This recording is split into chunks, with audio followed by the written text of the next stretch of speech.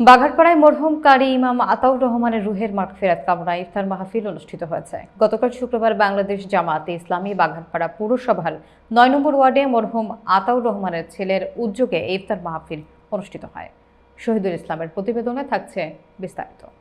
মাহফিলে জামায়াতের ওয়ার্ড সভাপতি মাওলানা মুস্তাক আহমেদের সভাপতিত্বে প্রধান অতিথি ছিলেন বাংলাদেশ জামায়াতে ইসলামীর কেন্দ্রীয় মজলিসে শুরা অধ্যাপক গোলাম রসুল।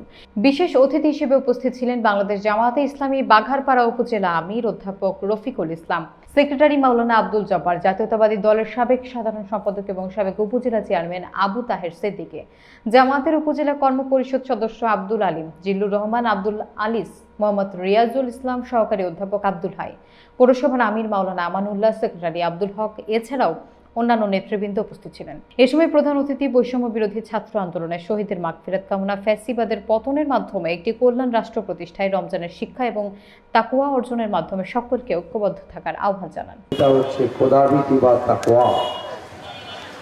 এই তাকওয়াকে আল্লাহ রাসূল ঢাল হিসেবে আখ্যায়িত করেছেন, কারণ ইহকালীন জীবনে মানুষ দুনিয়ার লোভ লালসায় পড়ে, দুনিয়ার যে সমস্ত আর্থিক যে লোভ লালসা, এই লালসায় পড়ে সে বিভ্রান্ত হয়, পথভ্রষ্ট হয়। হেফাজত করে